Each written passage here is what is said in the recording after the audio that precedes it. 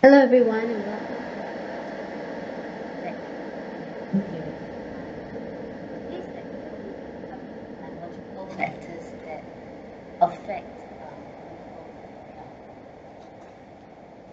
In the subsequent lectures, we'll be looking at social and developmental factors, and we will finally end by trying to see how these different factors or these different perspectives can actually be integrated to give us an overall view of crime. On this slide, you will see that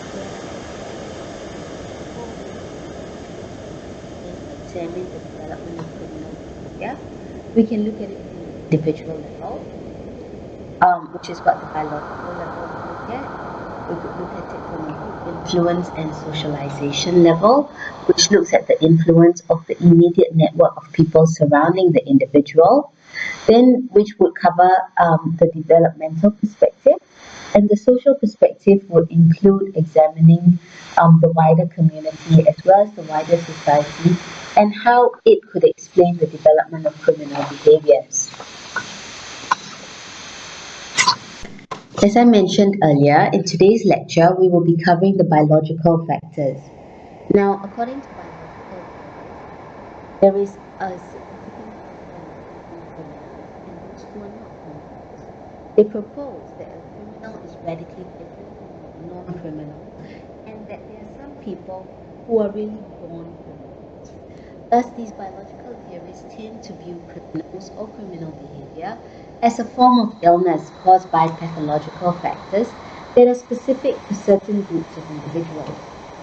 Some research actually supports this perspective, suggesting that, for example, early onset offending is linked to biological factors or brain abnormalities, whereas later onset offending that may occur in late adolescence or early adulthood is linked to social factors. Now, if we do follow or agree with the biological theories, the question then is that if their behavior is not within their control because it is due to pathological factors, then it is in some ways a sick behavior. It's an illness.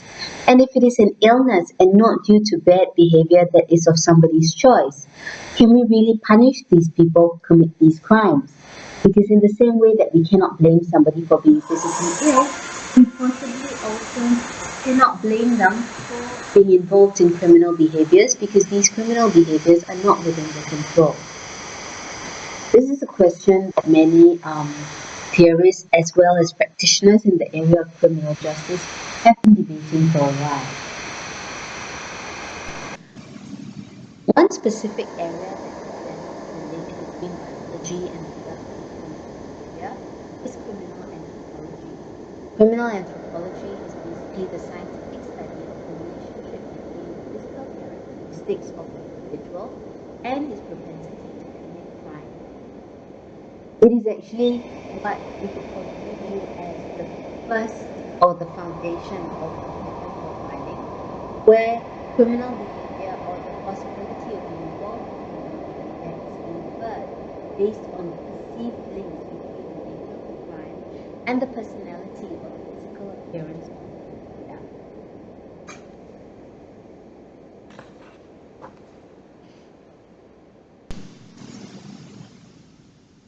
This man, whose picture is on the bottom right-hand corner of the screen, Mr. Lombroso, was actually an Italian criminologist, and he is the first person to suggest the biological origins of crime. He didn't think crime was part of everybody's human nature, that is, it's not an inherent part of human nature. Instead, he proposed that the criminal is a separate species, quite distinct from everybody else, and he suggested that they were species that were maybe one step behind evolutionary in the sense that they were not quite the primitive human, and yet at the same time they hadn't achieved the same levels of development as the modern human. He also argued that criminality is inherited. Now, while much of his theories have been disproved over time, there is some support to say that some aspects of his theories are true, and it cannot be argued that he's probably viewed as the founder or the father of biological explanations for criminal behaviors.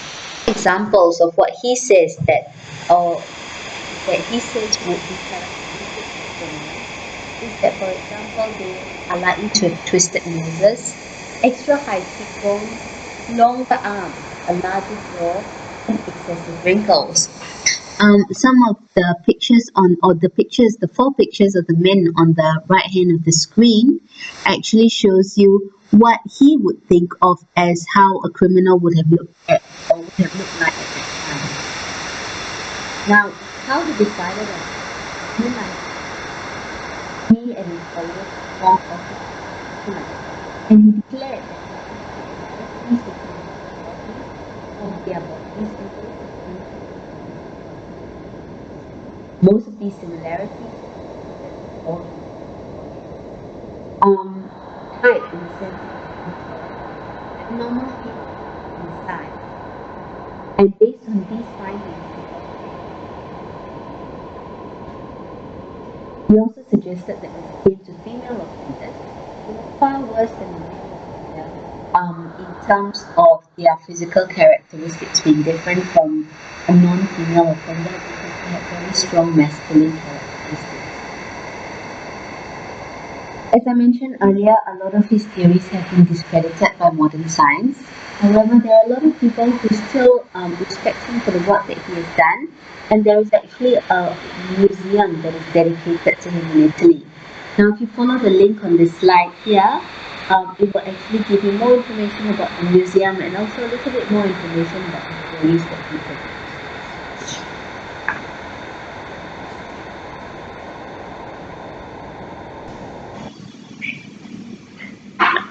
Another field within the biological perspective of understanding criminal behavior is the area of eugenic criminology. Eugenic criminology is basically the idea that the root causes of crime passes down across generations through bad genes. Basically, what they're saying is that crime is inherited. And this inheritance of criminal behavior or propensity to commit crime results in defective delinquents, especially when they were born into bad gene families. Now, for the most part, eugenic criminology existed during the 19th century, but it diminished in popularity soon after. However, in recent years, the idea of there being a link between genetics and criminology has started to emerge, and there are many researchers now examining this link because there is some research and some evidence to support that criminality does run in families, specifically the propensity to engage in specific types of crime. That is, if somebody who's born into, who has parents who were likely to be substance abusers or grandparents, they're likely to do the same. People who are born into families who had anger management issues were likely to have anger management issues themselves. The issue now would then be to differentiate between the nature factors, that is, the factors or the amount of variance explained by genetics, and how much of it is actually caused by natural factors such as the social environment and how the person was brought up.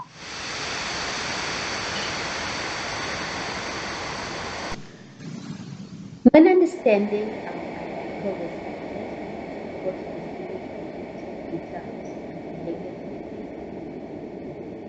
behavior genetics propose that genes play an important role in the development of human and animal behavior.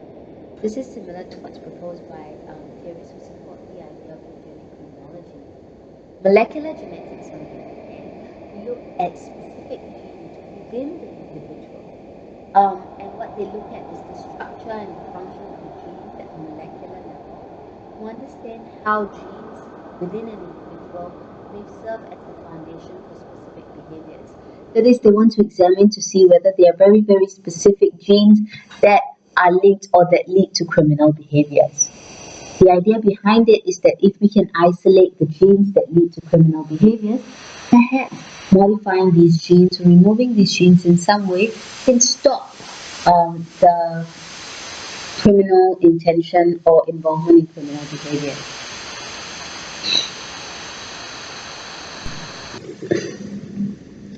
As in many other areas that involve biological psychology, twin studies play an important role in helping us understand the and nurture.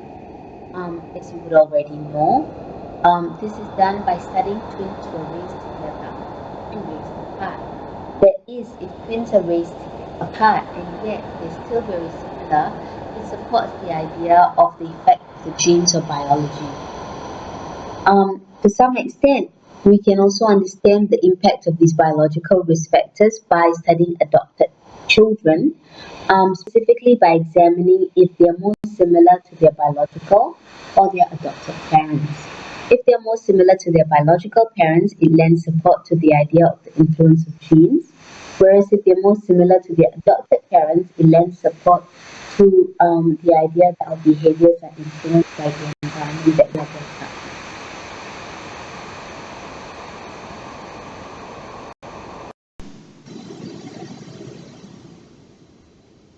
Some key terms when understanding twin studies include that use of twins, dizygotic twins and non-identical twins, and concordance is basically a measure that we use to understand with pair of subjects, in this case twins, show or demonstrate a particular behavior.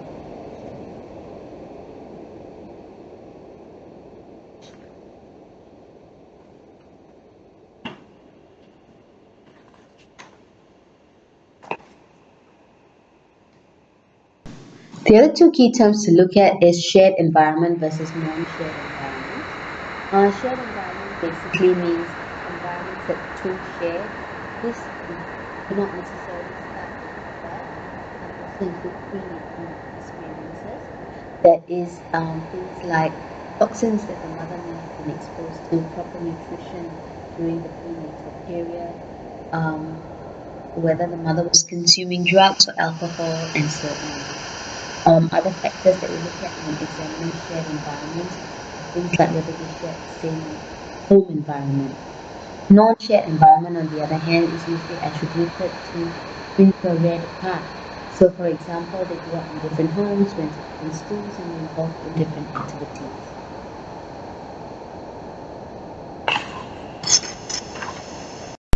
As you know, twin studies. Sorry, let me restart. As you know, twin studies are not always that one of the largest and most reliable studies that also looked a little bit at the development of the twins' early development study, TED, was conducted in College University of London.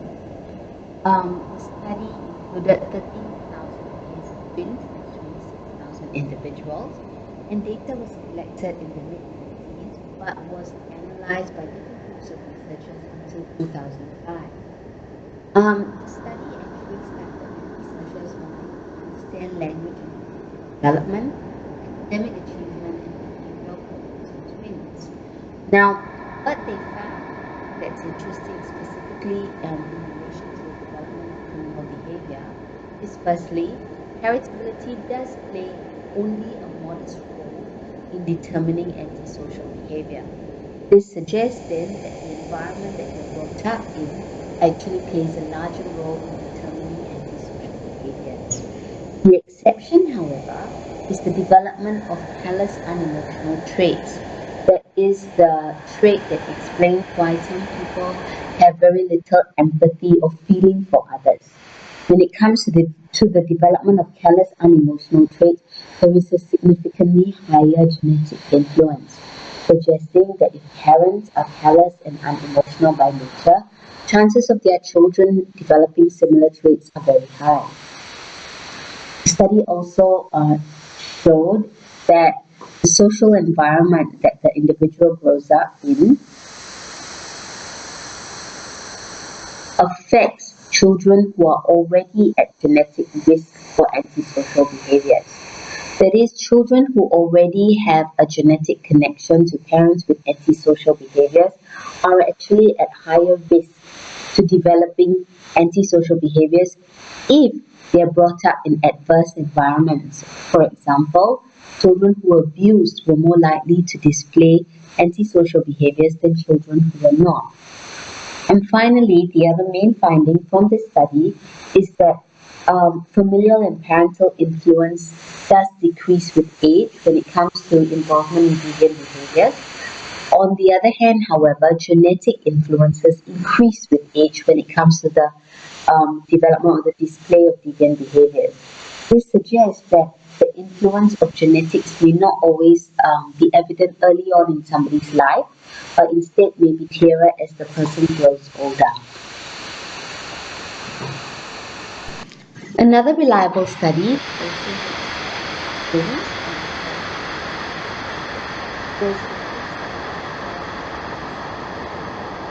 basically the study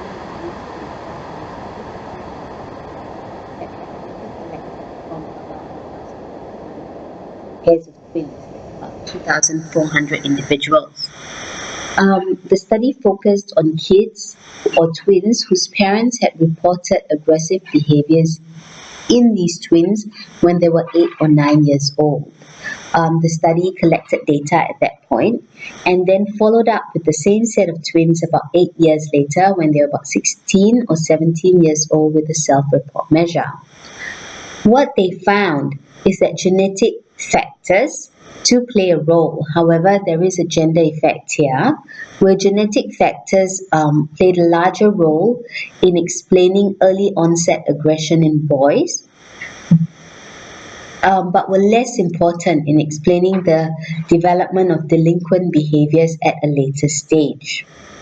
For girls, on the other hand, genetic factors were more important in predicting aggressive and delinquent behaviors across all ages.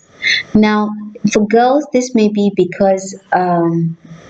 interesting because it suggests that even while girls are socialized usually to not be aggressive, if there is a strong genetic link, the genetic factors overpower or overrule the influence of the environment in predicting aggressive and behaviors in girls.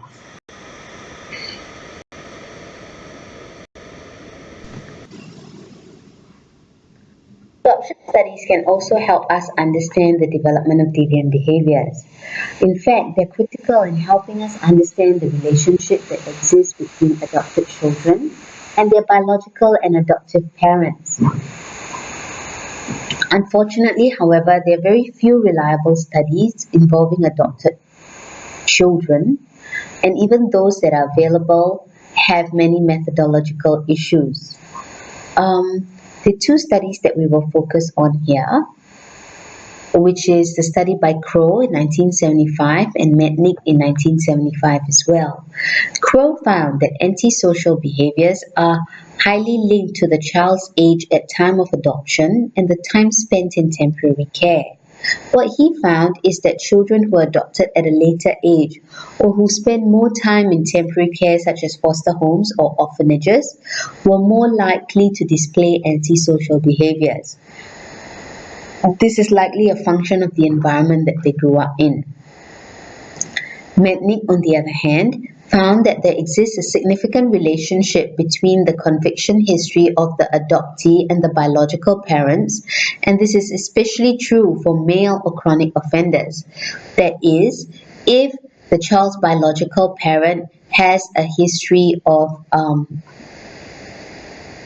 being incarcerated or convicted of a crime, there is a high chance that the child would be involved in criminal behaviors as well. This data obviously doesn't take into account cases where the child's biological parent was involved in crime but was never convicted of it. Thus, the relationship here may actually be even higher.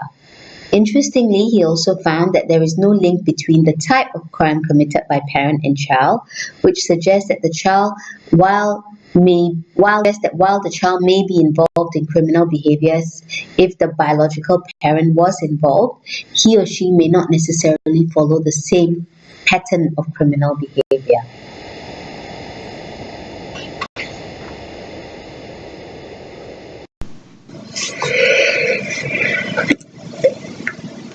Through studies that focus on molecular genetics, we also know that there is such a thing called the warrior gene or the MAOL gene. The MAOL gene, The MAOAL gene was the first candidate gene that was linked to antisocial behavior. and it was first identified in 1993, where they found similarities in gene structures within a large Dutch family that was notorious for being violent.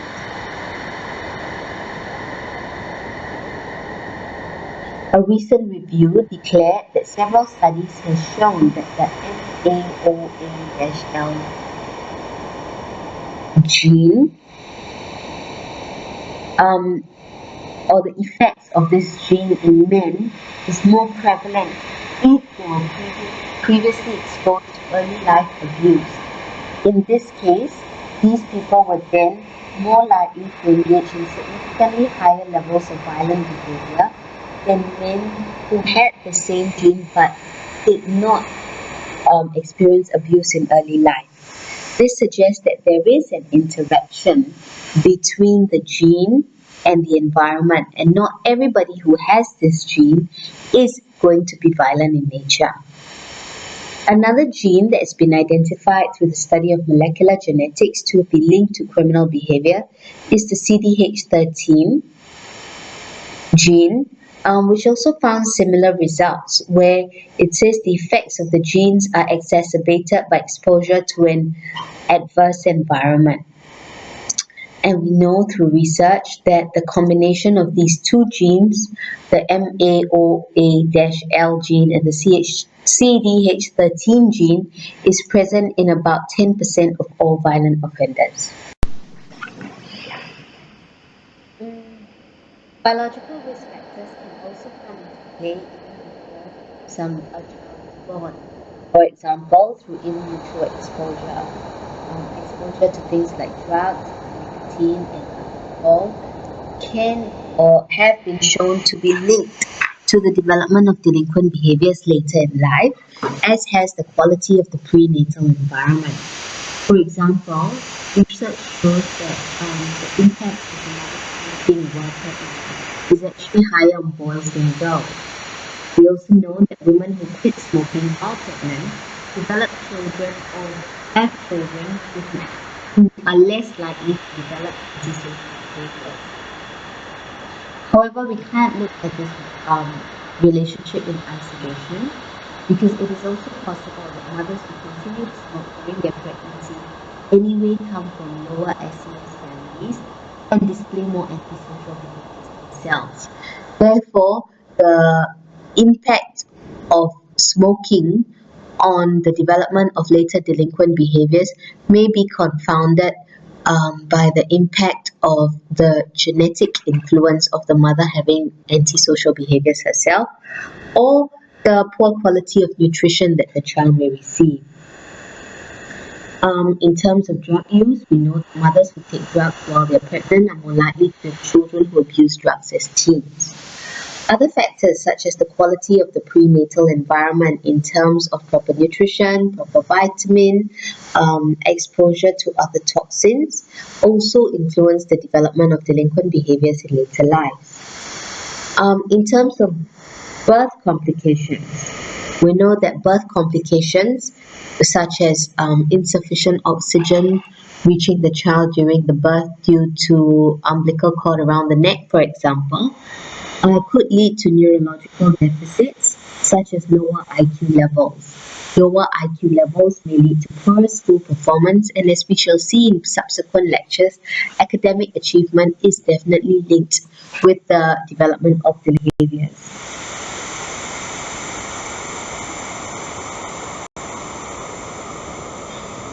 Therefore, the impact of birth complications on the development of delinquent behaviors needs to be understood in combination with other psychosocial risk factors as well.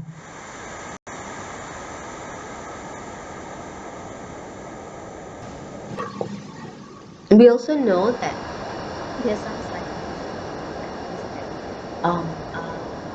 cause offenders. Psychophysiology is actually the study of the interaction between behavior and the autonomic nervous system. For example, we know that persistent or chronic offenders do display lower levels of autonomic arousal, such as heart rate, blood pressure, and breathing across situations. Thus, they do not feel the fear of getting caught or punished as clearly or as strongly as somebody else who is alerted to these emotions through their ANS. Therefore, it results in them often feeling fearless and not being afraid of what they're doing when they're involved in delinquent or dangerous behaviors.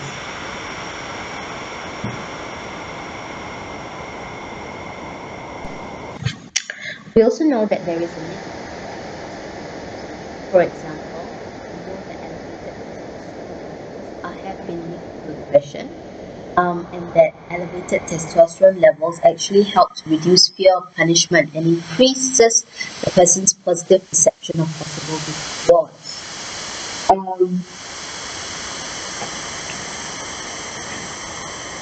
One interesting study that looks at this is a study entitled Hormones and Ethics.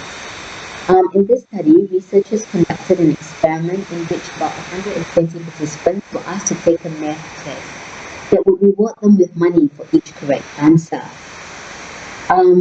Here's where the experimental factors came in. The participants were also asked to grade their own papers and report the number of correct answers to the test administrator. So therefore, if they wanted to cheat and mark the answers as correct when it was wrong, it was something they could possibly do. The researchers then took saliva samples from the potential cheats before they took the test in order to measure the level of the reproductive hormone testosterone and the stress hormone cortisol in their system. What they found was interesting. Participants with higher levels of testosterone and cortisol were most likely to lie about the total number of correct answers in order to get more money. The participants who cheated also reported feeling less stressed than those who didn't and had lower levels of cortisol following the test than before it.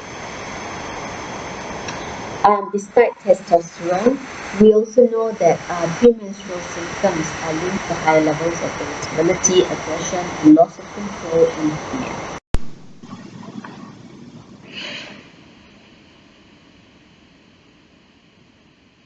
Contrary to common belief, criminal brains are not underdeveloped. Instead, they may just simply have developed in a different way.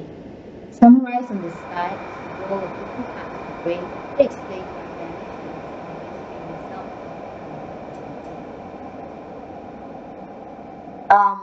For example, we know frontal lobe damage has been linked to deficiencies in problem solving, excessive spontaneity, impaired judgment, and impaired impulse control. This may result in individuals involved in criminal behavior not making the right choices because they aren't able to logically think through the options. They may act on an impulse even before thinking through the possible consequences as well. We know that amygdala damage has also been linked to poor emotional and motivational control, and damage to the ventral medial prefrontal cortex can be linked to the processing risk and can be linked to impaired functions in processing risk and fear factors, which then impacts on their decision-making abilities as well. One of the leading researchers in this area is Dr. Adrian Raine. He's currently the chair of several university boards that look at the link between criminality and He's noted for his research on the neurobiological and biosocial causes of antisocial and violent behaviors in children and adults, and he is in particular probably the leading expert in understanding psychopathic behaviors. Now, if you click on the two links below, it will lead you to videos that actually lead you to videos of his lectures on the link between brain dysfunction and involvement in criminal behaviors. In terms of biological factors, we also know that levels of neurotransmitters have been linked to crime. For example, research has found that some criminal brains have levels of neurotransmitters like serotonin. Serotonin levels keep people from acting aggressively when they're frustrated. So when someone's brain has lower levels of this neurochemical, the person may react impulsively and violently. Dopamine levels, on the other hand, affect whether a person is rewarded for a particular action. If dopamine levels increase significantly when someone acts aggressively, he's likely to feel pleasure from it and therefore repeat the behavior, the aggressive behavior in this. Some other factors that may contribute, and we know that there is really a gender impact here, where most times and age, where older people are less likely to commit crime. Body type was proposed by Lombroso, that was discussed earlier, as well as personality, which is something that we can come back. If you're interested, there's some other method to understand the on this slide. Also, further reading from peer-reviewed journals, which evident or which are displayed on this slide. Thank you.